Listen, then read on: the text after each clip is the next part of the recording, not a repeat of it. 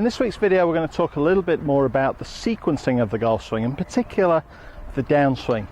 I've had quite a few emails recently asking questions based on some previous videos about using the arms, using the body, relating to things that some of you have read about how we should use the body, unwind the body from the top of the backswing. And I'm going to use this opportunity to clear a little bit of that up and get you to think about it in simple terms, but in terms that you can hopefully build into your swing in a fairly short space of time and see your ball striking and in particular your power really increase. So we're going to look at this from the point of view of the legs, the upper torso, which includes the shoulders, arms and club.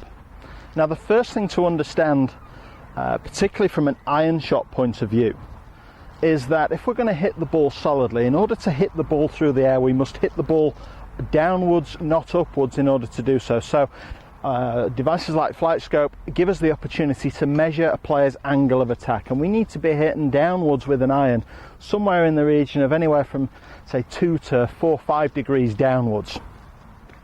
That guarantees that we strike the ball on the club face, we create backspin on the ball, and it's that combination which provides us with the trajectory, the elevation to the ball flight. Now if we're going to hit the ball downwards, the first thing we need to understand about the golf club is that the golf club in the downswing coming towards impact must be what I call handle led. The club handle must be leading the club head, and as you come towards impact, it is a fact that the last thing that arrives into that impact zone is in fact the club face. If we try to get the club face to the ball early, or our sole thought from the top of the backswing is to get the club face onto the ball, that makes it A, very difficult to create the correct downward angle of attack, but B, it's going to dramatically affect the swing plane, because as we swing the club face down and we rotate, the club is likely to come over plane. For a right-handed player, you'll get a leftward or an inward swing path, and that's nearly always going to produce a weak strike and some sort of left to right, for a right-hander, some sort of fade, slice, curvature on the ball, or a dead pull. So it's very difficult to hit target with those impact conditions. So the first thing, as we say, understand that the downswing must be, as far as the club is concerned, handle led. Now the role of the body is something that's talked about an awful lot. If you're sort of an avid viewer of YouTube, you look a lot of information, golf swing lessons out there on the internet, you'll see a lot on this topic, and I just want to clarify some of it. So it is true to say that the downswing is initiated from the ground up. Okay, this includes the feet, the legs, the hips. And the simplest way I can get you to think about it is to imagine throwing a ball as far as you can down the range. And what you would do is you'd shift your weight so that you could step into your lead side, thus ground, knees, hips, all shifting to that front leg, not rotating, but shifting first. The upper body is now lagging slightly behind the lower body, so the centre of my chest is behind my belt buckle. And I start to rotate the hips, rotate the body, and deliver the arm. So throwing a ball is a very similar sequence to striking a golf ball with a golf club.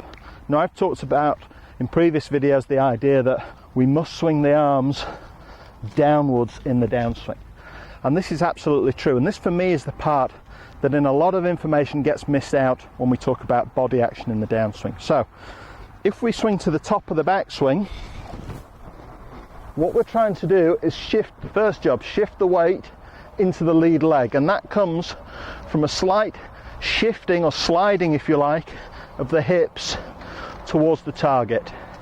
My shoulders are yet to unwind, but as I'm doing that, my hands are not remaining stationary. My hands are already being pulled downwards.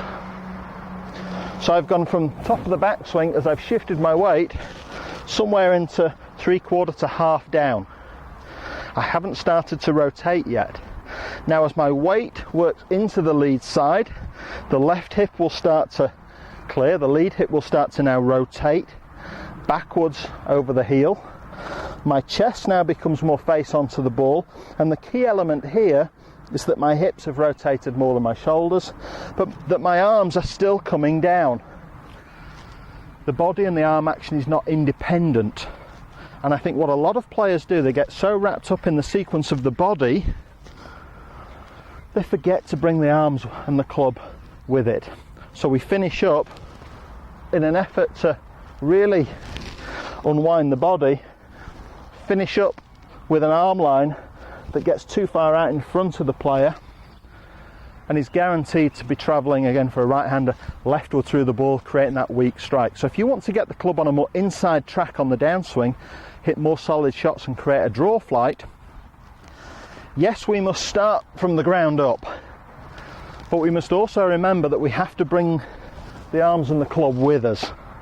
So when the weight is shifted, let's say 50% on the left foot, 50% on the right foot, the arms are in really what I would consider a half downswing position.